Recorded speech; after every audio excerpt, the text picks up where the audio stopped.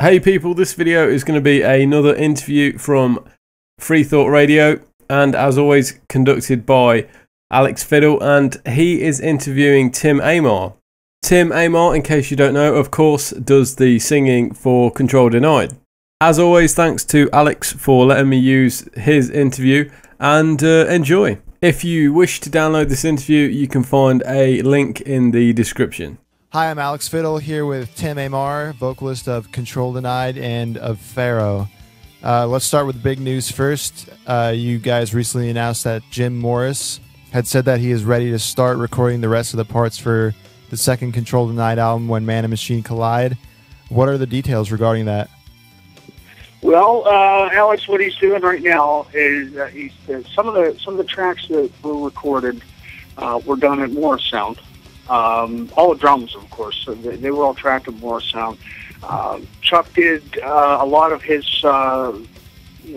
initial parts at Morris Sound, and he decided he could probably be a little more productive at home.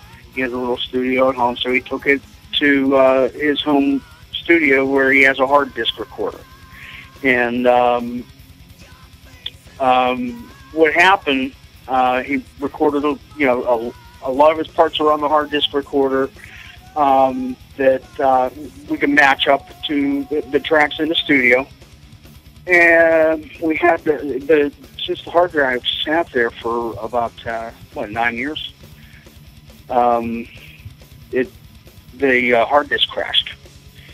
Richard picked up the ball. He took the hard drive to a disk recovery, data recovery outfit, and they recovered the data. So Jim's assembling those tracks right now, and from what I've heard lately, he's just about done with that. And once he is, then I'll make my way down to Florida. Fly down there and spend whatever amount of time it takes, a week to 10 days, 14 days. Usually that's about what it takes to track an album. We have 10 songs, and 9 of them I'm going to sing, and then one of them is an instrumental. So.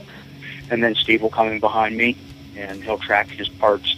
And then it's up to Jim from there. He'll mix the record down and master, get it ready for the record company to get it manufactured and everything. And of course that gets put together with the artwork by Travis Smith.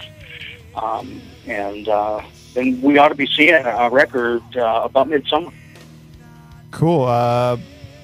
And with it being recorded on the hard drive and some of it being recorded on probably 2-inch tape at Morris Sound, is he going to try to fix any of maybe the differences in tone consistency throughout the record? Yes, absolutely. Everything can be flown back and forth from the 2-inch tape to the Pro Tools rig, and any editing that needs to be done, and any pitch correction, time correction. If you're familiar with Pro Tools, that's the industry standard, and you can do just about anything with audio with it that you need to. Cool. And but no doubt about it, we're going to have a good album. What about the bonus material on the release? Has that been decided upon yet? Bonus material for the new record? Yeah. I'm not really too sure about bonus material on the new record. That would be up to Eric Greif. How does he say his name? I think Greif. I'd have to go back to the interview. Eric will decide all that. Since he's come on board, he's kind of surrogate for Chuck. That's cool. Yeah, all the stuff that's been happening has just been amazing. I'm really, really happy when I got the Fragile reissue. That was very well done. Yeah. I can't say enough about how well he's doing his job. He's really kicking ass, and it really needs that. With a record like this that's been kind of just sitting there for 9 years. Fans were aware of it 9 years ago, and they were hyped up about it 9 years ago. And that's slowly dwindled, that it fizzled out. And now that the word's back out, we're seeing a real good response from the fans. They're hungry for this record, man, and we can't wait to get it out to them. Yeah, definitely. I'm one of them. And let's talk a bit about the background on the effort to make this finally happen. How did Hammerheart Records come into the picture, and could you guys not detect the bullshit right away? Well, I mean, it's you work with friends in the business that you trust, and that was the case. Chuck had a friend at Hammerheart at NBA, who left NBA and was working with Hammerheart, and swung the deal with Hammerheart. Well, Chuck found out, and sadly, he was sick when he found out, and his energy level was just he was like Superman with kryptonite, man. He couldn't do much about it, and in the condition he was in, trying to explain it to his family. We need to get out of this mess, get out of this deal before it's too late, because what he had found out is that the label just didn't have the backing that they said they had, which monetarily. Monetarily. I mean, in business, that when you say we're going to put X amount of dollars into marketing, we're going to put X amount of dollars into advertising, we're going to put X amount of dollars into the manufacturing, and so on and so forth. And when you look at the company's assets, they don't have that much money. Well, that's fraud. You can't do that. It's a wonder they're out of business right now. Yeah, I mean, God bless them. They were fans, and they really wanted to do the right thing.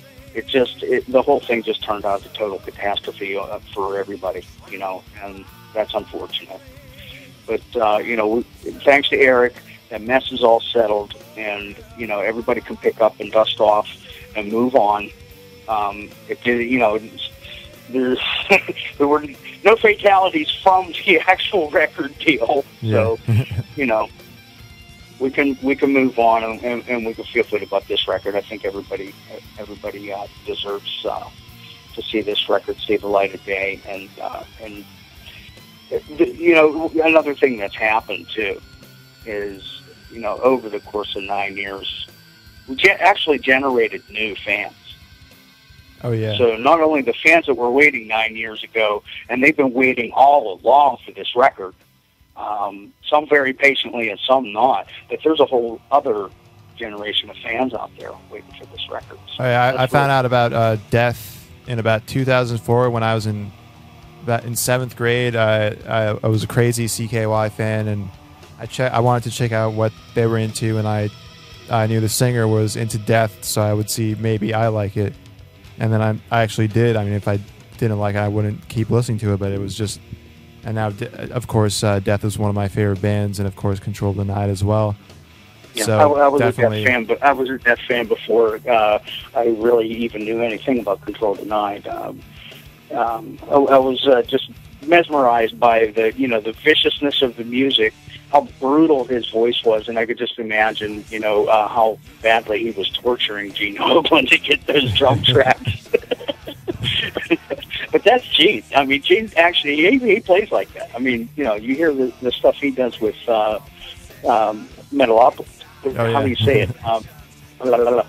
With Death Clock. He's the drummer. He's the actual real drummer from Death Clock, man. And so it's insane. I mean, his playing, the level of his playing is insane. And, and Richard too. Oh yeah. I mean, they don't grow on trees, but it seems like Chuck knows where to find them. Yeah, definitely. And he's a guy too. He trained his dogs to find drummers like that, I guess. Definitely. And I mean, speaking about Chuck's songs, I mean, especially since Individual Thought Patterns, I mean, the songs have had a lot of feeling and emotion in them. I mean, both musically and lyrically. How powerful is the songwriting on Man and Machine, since he had just gone through the first wave of his sickness prior to his work? Well, let's put it this way. With the first record, he had a vision. He had a pretty much an abstract idea of what he wanted. And, he shopped around for the right people, to get the right sound for that record, to get it get it sounding the way he had imagined it in his head, and I was one of those characters that he heard this voice in his head, and he went after singer until he found me, and he not only it was not only the vocal, of course, that's very important, but working together, and how you interact, and I'm pretty much, when I work with somebody, I'm their instrument, but as far as the emotional level on the new record, he knew where he was going with this, because he knew the voice he was working with, and all the players, he knew who would be playing drums, he knew who would be playing bass, he knew who would be singing and playing guitar, the solos from Shannon. He knew what was going to happen. So yeah, he's taken the idea from the first record and raised the bar on himself.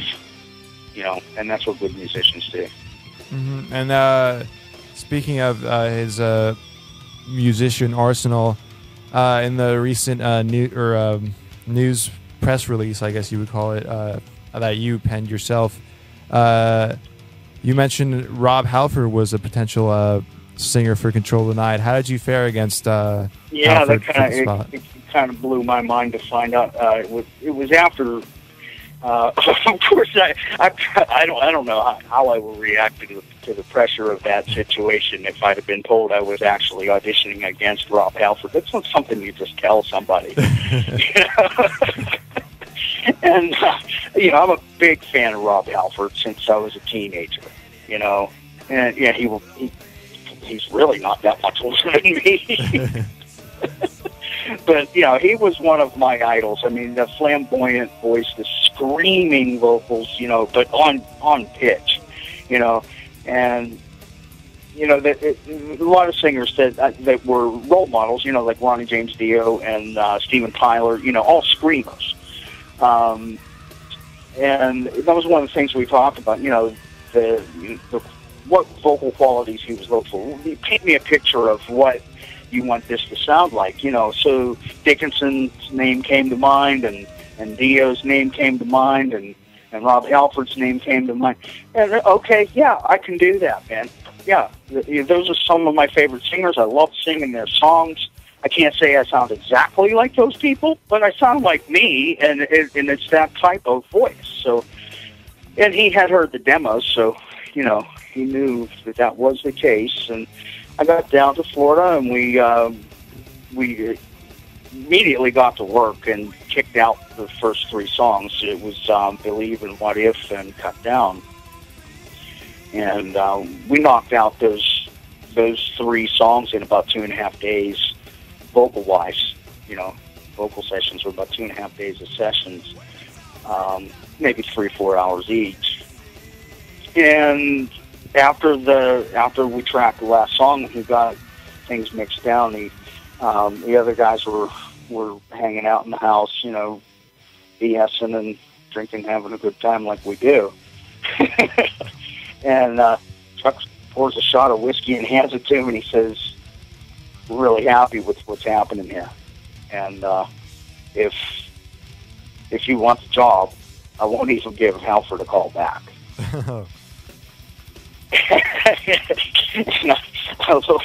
and I did a double take, Wow! Well, count me in, boss. Definitely. How often did that happen, man? Oh, that's definitely going to be the coolest thing in the world, definitely. Yeah. Well, that's two Tims now that snagged a gig off of Rob Halford.